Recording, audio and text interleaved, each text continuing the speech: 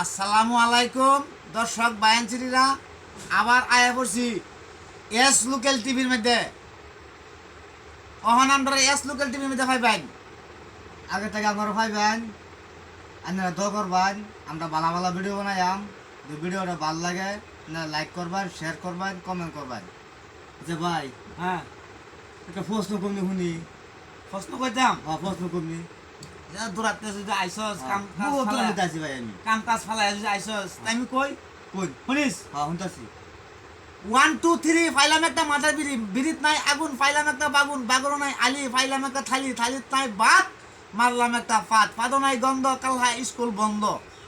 আলি ভাইয়ের থালি তুলি মন্না ভাইয়ের ডোল, আলির লেগে রাখছে পান হাতুটা উল।